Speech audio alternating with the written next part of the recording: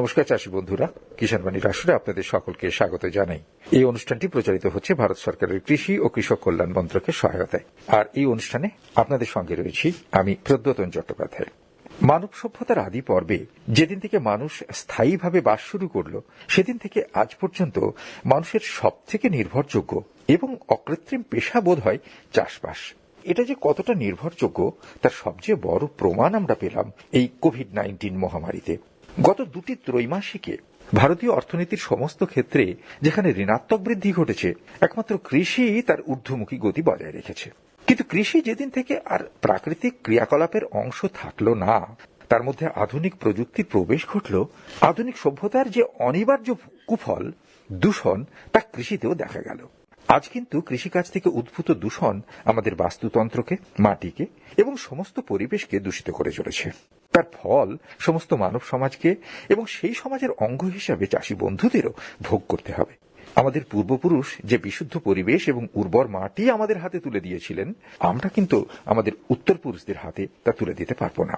আজ 2 December national pollution control day বা জাতীয় দূষণ নিয়ন্ত্রণ দিবস। 1984 সালের 2 ডিসেম্বর ঘটে যাওয়া ভোপাল গ্যাস দুর্ঘটনার কথা মনে রেখে সেই ঘটনার যারা শিকার হয়েছিলেন তাদের প্রতি শ্রদ্ধা জানিয়ে প্রতি বছর আজকের দিনটি গোটা দেশ জুড়ে পালন করা হয়। আমরা যারা চাষবাস করি তাদেরও আজকের দিনে দায়িত্ব পড়ে আমাদের কোন কোন কাজের ফলে বায়ু, মাটি, জল সহ সমস্ত পরিবেশ দূষিত হচ্ছে তা খুঁজে দেখা। আজ আমাদের সঙ্গে এই আসরে রয়েছেন ডক্টর ভোলানাথ মণ্ডল, অধ্যাপক, পল্লী শিক্ষা ভবন, বিশ্বভারতী। তার কাছ থেকে আমরা জেনে নেব কৃষিকাজের কোন কোন কাজগুলি দূষণ ঘটাচ্ছে, তার ফলে কি ক্ষতি হচ্ছে এবং তার সমাধান। ডক্টর মণ্ডল, আপনাকে আমাদের এই আসরে স্বাগত জানাই। নমস্কার।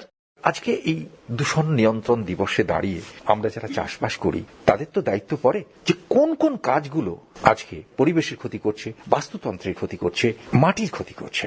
আসলে একটা জিনিস আমাদের মনে রাখা উচিত যে আমরা যাই করি না কেন প্রকৃতিতে, তার একটা ভালো এবং মন্দ দিক আছে। কৃষিকাজও তার বাইরে নয়। আমরা যখনই কৃষিকাজ করছি প্রকৃতির উপরে, প্রকৃতির বিরুদ্ধাচরণ করছি, সেখানে কিছু ভালো দিক এবং কিছু খারাপ দিক থাকবেই। এবং এখানে আমরা যদি দেখি যে দুই রকমের ভাবে আমাদের কৃষিক্ষেত্রে যে দূষণ হয় তার 2 রকমের উৎস আছে। একটা প্রাকৃতিক উৎস, আর একটা হচ্ছে আপনার মনুষ্য সৃষ্ট উৎস, মানুষ দ্বারা সৃষ্টি করা উৎস। তাহলে দেখা যায় যে প্রাকৃতিক ভাবে যেগুলো হয় তার মধ্যে যেমন আমাদের জলাভূমিতে যে ফসলগুলো চাষ করা হয়, যেমন ধান আমরা জল রেখে চাষ করি, এবং জলাভূমিতে যেমন আমরা চাষ করি পানি ফল, তো সেইখানে কিন্তু একরকমের দূষণ হয়, সেটা প্রাকৃতিক ভাবেই দূষণটি হয়। আরো যেটা আমরা মনুষ্য সৃষ্ট দূষণ বলি, সেগুলোর ভিতরে আমরা যদি দেখি তাহলে দেখব আমরা যে রাসায়নিক কৃষি বিষ প্রয়োগ করছি, রাসায়নিক সার প্রয়োগ করছি, উন্নত কৃষি যন্ত্রপাতির ব্যবহার করছি, বা ভূগর্ভস্থ জলের উত্তোলন করছি, আরো কিছু কিছু নতুন নতুন কৃষি প্রযুক্তি বা বীজ থেকে বীজ তৈরির যে স্টেপ ফসলের, তার পূর্ববর্তী, তার মধ্যবর্তী এবং পরবর্তী কিছু স্টেপ যেগুলো আমরা পদ্ধতি আমরা নিয়ে থাকি, সেই স্টেপের মধ্যে যেমন নাড়া পড়ানো, ঝুম চাষ বা নানা রকমের মালচিং মেথড বা নানা রকমের আরো কিছু পদ্ধতি যেগুলো আমরা নিয়ে থাকি, সেগুলো কিন্তু সত্যিকারেরই তার কিছু খারাপ গুণ আছে। সেই খারাপ গুণগুলো আমাদের পরিবেশে নানাভাবে সমস্যার সৃষ্টি করছে। আমাদের পরিবেশের অর্থাৎ জল, বাতাস এগুলোর ক্ষতি হয়ে যাচ্ছে। আর মাটি, যে মাটি আমাদের পূর্বপুরুষ ধরে এতদিন ধরে আমাদের হাতে পৌঁছচ্ছে, বিভিন্ন পুরুষ ধরে, তার ক্ষতি হচ্ছে। ওই যে আপনি যেটা বলছিলেন নাড়া পোড়ানো, আমরা যদি এই জায়গাটা থেকে শুরু করি যে কিভাবে নাড়া পোড়ানোটা আমাদের ক্ষতি করে দিচ্ছে। প্রাচীন মানে বেশ কিছু বছর আগে আমি যখন ছোটবেলায় দেখেছি যে মানুষ কিন্তু ধানটা উপর থেকে কেটে নিত এবং নাড়াগুলো ওভাবেই পড়ে থাকতো মাঠে, এবং সেটা আস্তে আস্তে পচে গলে জমিতে সার হয়ে যেত, এবং তখন সেই নাড়াটা তেমন কিছু ব্যবহার ছিল না। পরে পরে মানুষ সেই নাড়াটি কেটে এনে বাড়িতে জ্বালানি হিসাবে ব্যবহার করা শুরু করলো। এখন যেটা সিস্টেম হয়েছে যে সেই নাড়াটি আর বাড়িতে কেটে কেউ নিয়ে আসছে না, এখন মাঠেই পুড়িয়ে ফেলছে। আসলে এখানে আর একটা কারণ আছে যে তাদের এত ইন্টেন্সিভ কাল্টিভেশন চলছে, এত নিবিড় চাষ, যে তো হাতে সময় থাকে না। নাড়াটা যে গলে গলে ওখানে সার হয়ে যাবে সেই সময়টুকুনি দিতে পারছেন না, ফলে দ্রুত তো মাটি প্রস্তুত করতে হচ্ছে, জমি তৈরি করতে হচ্ছে।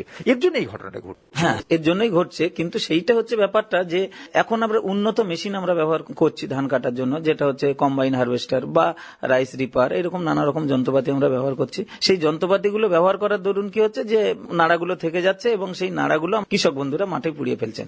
এবং সেই পুড়িয়ে ফেলার দরুন যে carbon monoxide, sulphur dioxide, carbon dioxide, methane, নানা রকমের গ্যাস তৈরি হচ্ছে, সেই গ্যাসগুলো কিন্তু পরিবেশে ব্যাপকভাবে ক্ষতি করছে। এবং যে ধূলিকণা, মানে তার যে কণা, তৈরি হচ্ছে। সেই ধূলিকণাগুলো যেমন আমরা যদি পাঞ্জাব দিল্লির দিকে তাকাই তাহলে দেখা যাবে দূষণের মাত্রা সারা পৃথিবীর চেয়ে এখানেই দূষণের মাত্রা সবচেয়ে বেশি হয়ে গেছে। চারিদিকে ধোঁয়াশা, মানুষ বাইরে বেরোতে ভয় পাচ্ছে, বাচ্চাদের শ্বাসকষ্ট হচ্ছে, বয়স্ক মানুষের শ্বাসকষ্ট হচ্ছে।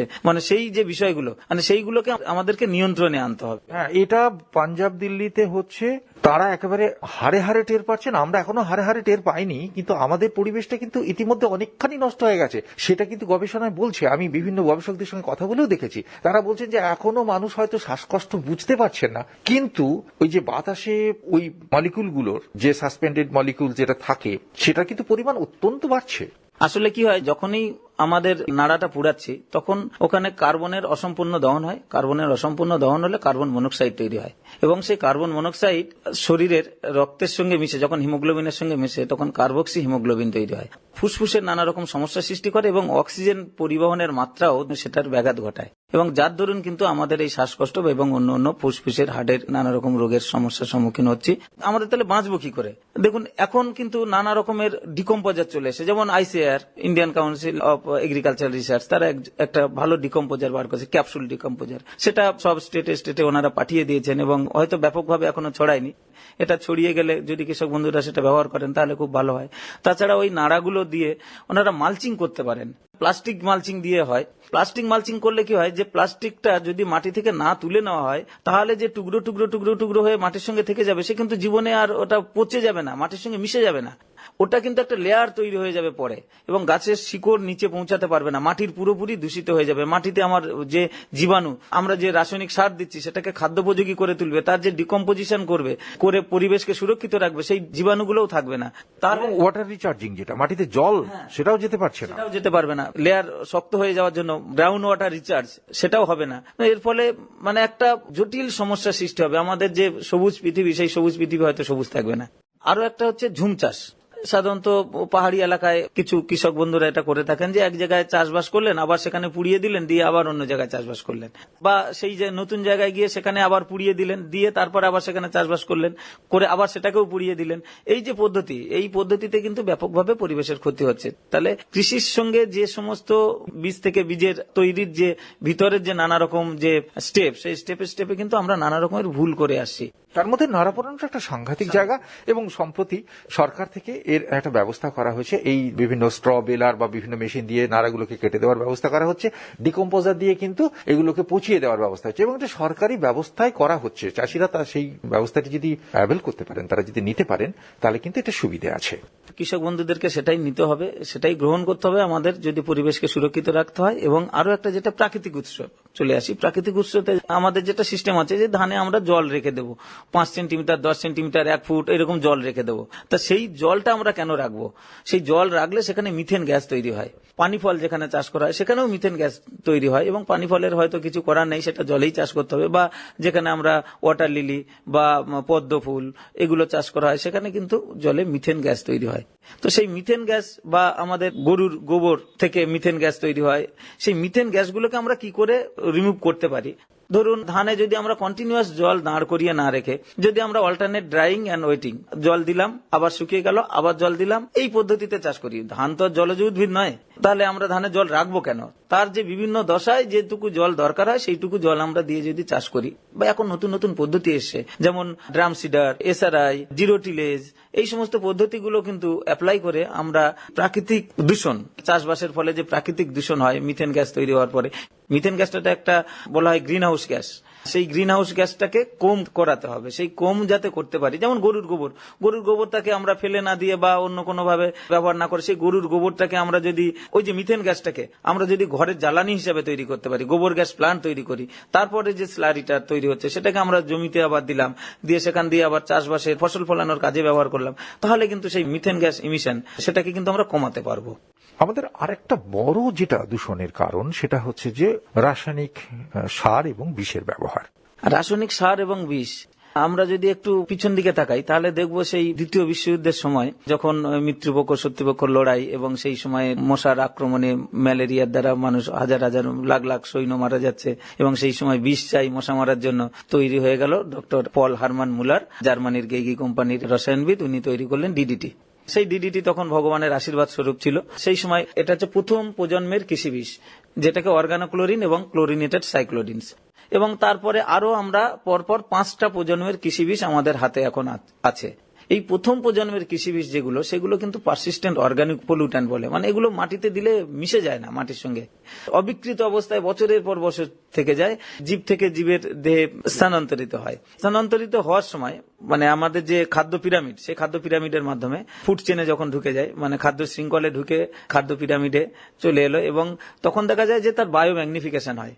যদি আমার 0.00002 মিলিগ্রাম থাকলো, সেটা কিন্তু বেড়ে হয়ে গেল, দেখা গেল 0.002 মিলিগ্রাম। কয়েকটা জিরো কমে গেল। হ্যাঁ, কয়েকটা জিরো কমে গেল। ধরুন আমি একটা মাছ খেলাম, আমি জমিতে প্রয়োগ করেছিলাম, জমির জল চুইয়ে পুকুরে গেছিল, পুকুরের মাছের দেহে সেটা চলে গেল, মাছটা যখন আমার বাড়ির সদস্যরা খেলো, সবাই মিলে খেলো, এবং সবার দেহে কিন্তু ওটা জমে গেল, এবং সেটা জমলো কোথায়? ফ্যাটি টিস্যু যেগুলো আছে, সেই ফ্যাটি টিস্যুগুলোতে জমবে। মানে একটা জিরো কমে যাওয়া মানে 10 গুণ হলো, দুটো জিরো কমে গেল মানে 100 গুণ হয়ে গেল।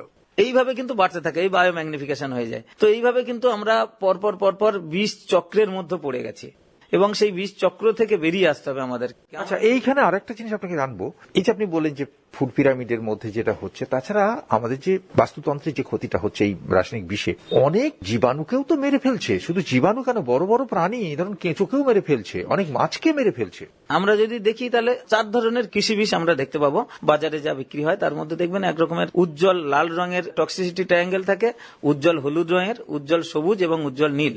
তো এর মধ্যে দেখা যায় যদি আমরা ধাপে ধাপে আসি, তো উজ্জ্বল লাল, উজ্জ্বল হলুদ, উজ্জ্বল নীল, তারপরে উজ্জ্বল সবুজ, টক্সিসিটির মাত্রা অনুযায়ী, বিষের মাত্রা অনুযায়ী। সেই মাত্রা অনুযায়ী আমাদের কিন্তু দেখতে হবে যে আমরা যাতে লাল এবং হলুদ টক্সিসিটি ট্রায়াঙ্গেল যুক্ত বীজ যাতে আমরা কখনো না ব্যবহার করি। এই বীজগুলো ব্যবহার করার ফলে দেখা যায় শুধুমাত্র যেটা বাতাসে ছড়িয়ে যাচ্ছে ড্রিফটিং হয়ে তা নয়, শুধু বাতাসে ছড়িয়ে তো চারিদিকে যাচ্ছে, যা যা আমাদের বায়ুতে যে সমস্ত উপকারী অপকারী জীবাণু আছে তাদের যেমন ক্ষতি হচ্ছে, মানুষের ক্ষতি হচ্ছে, পশু পাখির ক্ষতি হচ্ছে, তেমনি চুইয়ে জলে গেলে সেটা বায়ো ম্যাগনিফিকেশন হয়ে যেভাবে আসে সেটাও বললাম। আমাদের জমিতে যে কেঁচো, ব্যাঙ, সাপ ইত্যাদি যে সমস্ত আমাদের উপকারী জীবাণু বা অপকারী জীবাণু যারা পরিবেশের ভারসাম্য রক্ষা করতে সাহায্য করে, মানে কোনো একটি জীব যদি আজকে অবলুপ্ত হয়ে যায় আমাদের বাস্তুতন্ত্র থেকে, তাহলে দেখা যাবে তার দরুন যে সমস্যা সৃষ্টি হয়েছে, বাস্তুতন্ত্রের ভারসাম্য বিঘ্নিত হবে। সেই ভারসাম্য বিঘ্নিত যাতে না হয়, সেই জন্য আমাদের সমস্ত জীবেরই বাঁচার অধিকার আছে পৃথিবীতে।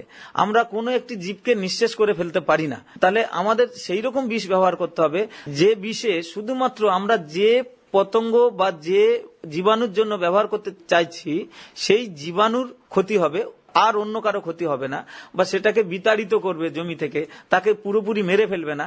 আমাদের কিন্তু সেই রকম কৃষি বিষ ব্যবহারের দিকে এগিয়ে যেতে হবে। সেরকম কৃষি বিষ প্রচুর আছে, নতুন নতুন কৃষি বিষ এসছে, সেইগুলোর দিকে আমাদের লক্ষ্য নজর দিতে হবে। শুধু কৃষি বিষ কেন, আমি বলবো যে রাসায়নিক কৃষি বিষ কেন, রাসায়নিক সারও তো একটা মারাত্মক ক্ষতি তৈরি করছে। রাসায়নিক সারের দিকে যদি দেখি, আমরা নাইট্রোজেন যে ব্যবহার করি, নাইট্রেট পলিউশন কিন্তু ভয়ানকভাবে দেখা যায়। এটা যেমন blue baby syndrome, bailed eagle USA তে হয়েছিল, মানে এটা ভয়ানক। তাহলে আমাদের নাইট্রেট পলিউশন কমাতে হবে। জমিতে যে নাইট্রোজেন যুক্ত সার যেটা আমরা দিই, সেই নাইট্রোজেন যুক্ত সার আমরা বেশি দেবো কেন, রাসায়নিক সার আমরা দেবো কেন? আমাদের তার জন্য নানা রকম জীবাণু আছে, আমাদের বাতাসের 77% নাইট্রোজেন ঘুরে বেড়ায়। তাহলে সেই নাইট্রোজেনটাকে আমাদের মাটিতে নামিয়ে আনতে হবে। তার জন্য আমাদের নানা রকম জীবাণু আছে। কিছু সিম্বিগোত্রী উদ্ভিদের অর্বুদে থাকে, তারা বাতাসে নাইট্রোজেনটাকে ওই সিম্বিগোত্রী উদ্ভিদের অর্বুদের সঙ্গে রিলেশন করে তারা মাটিতে পৌঁছে দেয়, এবং তারা সিম্বিগোত্রী উদ্ভিদ থেকে কিছু খাবার পায়। আর কিছু ফ্রি লিভিং ব্যাকটেরিয়া আছে, মানে যারা স্বাধীনভাবে মাটিতে বাস করে, তারাও কিন্তু বাতাসের নাইট্রোজেনটাকে সরাসরি মাটিতে পৌঁছে দেয়। তাহলে আমাদের সেই জাতীয় জীবাণু বা জৈব সার কিছু আছে, মানে সবুজ জৈব সার দিলে মাটিতে নাইট্রোজেনের পরিমাণ, ফসফরাসের পরিমাণ বা পটাশিয়ামের পরিমাণ বৃদ্ধি পাবে। সেই জাতীয় সার আমরা ব্যবহার করব, এবং মাটিতে প্রচুর পরিমাণে আমাদের আবদ্ধ অবস্থায় থাকে ফসফরাস, পটাশিয়াম। সেই ফসফরাস, পটাশিয়ামকে যাতে কিছু ব্যাকটেরিয়া বা জীবাণু আছে যারা গাছের খাদ্যোপযোগী করে তুলতে পারে, সেই ধরনের জীবাণু বাড়াতে হবে। যেমন ব্যাসিলাস আছে, বা আমাদের নাইট্রোব্যাক্টার, নাইট্রোসোমোনাস, অ্যাজোস্পাইরিলাম, রাইজোবিয়াম, এই সমস্ত ব্যাকটেরিয়ার গুলোকে আমাদের ব্যবহার করতে হবে। অ্যাজোলা আমরা সবাই জানি, অ্যাজোলা, শন, এগুলো আমরা কিন্তু মাটিতে চাষ করে এবং সেটাকে মিশিয়ে দিয়ে কোনো চাষের আগে, কারণ আমরা জানি যে কোনো সবুজ সার যদি আমরা মাটিতে চাষ করি, যেমন ধনচে যদি আমরা উদাহরণ দিই, 21 দিন পরে ও গুটি তৈরি করে, এবং সেই গুটি তৈরি করার পরে মোটামুটি 30 দিন পর্যন্ত রেখে তারপরে আমরা যদি মাটিতে মিশিয়ে দিই, তাহলে 21 থেকে 30 এই যে 9 দিন পাচ্ছে, সেই 9 দিনে প্রচুর পরিমাণে নাইট্রোজেন মাটিতে আবদ্ধ হবে এবং সবুজ পাতায় যে প্রচুর পরিমাণে নাইট্রোজেন আছে, ফসফরাস আছে, পটাশ আছে, সেটাও কিন্তু মাটিতে মিশে যাবে। এই যে রাসায়নিক সার জনিত দূষণ, সেই দূষণ কিন্তু অনেকখানি কমবে। তাছাড়া আমরা যদি আরো দেখি, মিনামাটা ডিজিজ আমরা জানি জাপানে এটা হয়েছিল, সেটা হচ্ছে মার্কারি টক্সিসিটি। মার্কারি টক্সিসিটি যদি আমরা দেখি, এখন আবার মার্কিউরিক ক্লোরাইড যেটা MEMC বা আরো মার্কারি জাত যে সমস্ত পেস্টিসাইড ছিল, সেগুলো কিন্তু বেশিরভাগ ব্যান্ড হয়ে গেছে শুধুমাত্র MEMC ছাড়া, যেটা রেস্ট্রিক্টেড ইউজ করা হয় শুধুমাত্র আলুর বীজ এবং আখের বীজ শোধনের জন্য। সেক্ষেত্রে দেখা যায় কি, শুধু মানুষ তো এটা করছে না, লাল ওষুধ যেটা আমরা কেটে গেলে লাগাই, সেই যে ওষুধটাকে কিন্তু মানুষ কৃষিক্ষেত্রে নিয়ে এসছে। সেটাকে কি করে, অনেক সময় কলা পাকানো বা কাঁঠাল পাকানোর জন্য সেখানে ব্যবহার করে, কাটা অংশে সারফেসে অল্প একটু করে লাগিয়ে দেয় এবং সেটা পেকে যায়। কিন্তু সেইখান দিয়ে কিন্তু ওই মার্কারিটা খাবারের মধ্য দিয়ে আমাদের ফুড চেনে ঢুকে যাচ্ছে এবং সেই যে মিনামাটা ডিজিজ, মানে ভয়ঙ্কর ডিজিজ। আমরা আজকে মুড়ি যেটা বাজার থেকে খাচ্ছি, মানুষ ভেজালও দিচ্ছে, মানে মুড়িতে দেখা যায় যে চালের সঙ্গে ইউরিয়া মিশিয়ে মুড়িটাকে ফুলানোর জন্য ব্যবহার করছে। সেক্ষেত্রে কিন্তু মিথানোগ্লোবিনিমা বলে এক রকমের রোগ হয়, বিশেষ করে মেয়েদের এবং শিশুদের। সেটা কিন্তু ভয়ঙ্কর রোগ। মানে এই রোগগুলো থেকে আমাদের মুক্তি পেতে হবে। আমাদের যত সম্ভব আমাদের রাসায়নিক এই সার, রাসায়নিক কৃষি বীজ, সেগুলোকে আমাদের কম করে ব্যবহারের দিকে আসতে হবে এবং নতুন নতুন যে প্রযুক্তি সেইগুলোকে ব্যবহার করতে হবে, যেখানে জিরো কার্বন ইমিশন বলা হয়, বা একদম জিরো তো হবে না, মানে কিছু পরিমাণ হবে। আর রাসায়নিক কৃষি বীজ এবং রাসায়নিক সার ছাড়া তো আমরা কৃষিকে ভাবতে পারবো না, সেটা হয়তো মানুষের আবার খাদ্যের অভাব চলে আসবে। কিন্তু আমাদের কমাতে হবে, একটা ব্যালেন্স করে চলতে হবে, জৈব এবং অজৈবর একটা ব্যালেন্স করে আমাদেরকে এগিয়ে যেতে হবে। এখানে আরেকটা কথা বলবো যে গ্রাউন্ড ওয়াটার বা মাটির তলার জল ব্যবহার, এটাও তো অত্যন্ত বেশি হচ্ছে। এটারও তো একটা দূষণ হচ্ছে। ধরুন আর্সেনিকের পরিমাণ বেড়ে যাচ্ছে মাটির তলাতে, মাটিটা অত্যন্ত খারাপ হয়ে যাচ্ছে, এই ধরনের ঘটনা তো ঘটছে। আগে যেটা প্রাকৃতিক চাষ হতো, সেখানে মানুষ তো মাটিকে কর্ষণ না করে চাষ করতো। মনোসুবা ফুকুওকার কথা আমরা সবাই জানি, জাপানি একজন বৈজ্ঞানিক, মানে প্রাকৃতিকবিদ। তিনি বলেছিলেন যে পৃথিবীর কোনো কিছুকে আমরা আঘাত দেব না এবং আমরা সেই প্রাকৃতিক পরিবেশেই চাষ করব। আমরা আগাছাকেও মারবো না, আমরা কোনো কীটপতঙ্গকেও মারবো না, মাটিও কর্ষণ করব না, কিন্তু চাষ করব এবং সেখান দিয়ে ফসল ফলাবো। তিনি ভারতবর্ষে এসেছিলেন, আমাদের টেগোর সোসাইটি এসছেন এবং এখানে উপদেশ দিয়ে গেছেন এবং তিনি ওয়ান স্ট্র রিভলিউশন বলে একটি সুন্দর বইও লিখেছেন, যেটা 31 তৃণখণ্ডে বিপ্লব। সেখান দিয়ে আমরা অনেক কিছু জানতে পারি, প্রাকৃতিকভাবে আমরা কিভাবে চাষ করতে পারি। সেই পদ্ধতিটা থেকে আমরা সরে এসেছি। আমরা কি করেছি, এখন এমন ফসল চাষ করছি যে ফসলে আমরা লাভ দেখতে পাচ্ছি, সেই ফসল চাষ করার দিকে বেশি মানুষের প্রবণতা বাড়ছে। আবহাওয়ার যে সাংঘাতিক একটা খামখেয়ালিপনা চলছে, সেটা তো আমরা দেখতে পাচ্ছি এবং তার যে একটা বড় কারণ এই গ্রিন হাউস ইফেক্ট, সেটা কিন্তু আমরা বুঝতে পারছি। আর এই আবহাওয়ার খামখেয়ালিপনার সবচেয়ে বড় শিকার কিন্তু আমাদের চাষী বন্ধুরা। তার কারণ হচ্ছে আমাদের ভারতবর্ষের চাষ বিশেষ করে আবহাওয়ার উপরে বেশিরভাগটা নির্ভর করছে। সুতরাং চাষী বন্ধুদের কিন্তু বুঝতেই হবে গ্রিন হাউস ইফেক্টের কথা, না হলে তাদেরই সবচেয়ে বড় ক্ষতি এই গ্রিন হাউস ইফেক্টের ক্ষেত্রে। আমরা আশা করব আজকে এই 2 ডিসেম্বরে দাঁড়িয়ে চাষী বন্ধুরা নিশ্চয়ই খেয়াল করবেন যে তাদের কোন কোন কাজের ফলে বড় বড় ক্ষতিগুলো হচ্ছে, যার প্রভাব তাদের উপরে সবচেয়ে বেশি পড়ছে। আমরা নিশ্চয়ই আশা করব যে সমগ্র মানব জাতিকে খাইয়ে পুড়িয়ে এই মানব সভ্যতাকে রক্ষা করে চলেছে, তারা এই ব্যাপারে সতর্ক হবেন। তারা আমাদের পরিবেশকেও সুস্থ রাখবেন, চরম বিপদ থেকে আমাদের সভ্যতাকে রক্ষা করবেন, এই আশা রেখে ডক্টর মন্ডল, আপনাকে অনেক অনেক ধন্যবাদ এবং নমস্কার জানিয়ে যারা অনুষ্ঠান শুনলেন তাদের ধন্যবাদ এবং নমস্কার জানিয়ে আজকের কিষাণ বাণী এখানেই শেষ করছি। অনুষ্ঠানটি প্রচারিত হলো ভারত সরকারের কৃষি ও কৃষক কল্যাণ মন্ত্রকের সহায়তায়।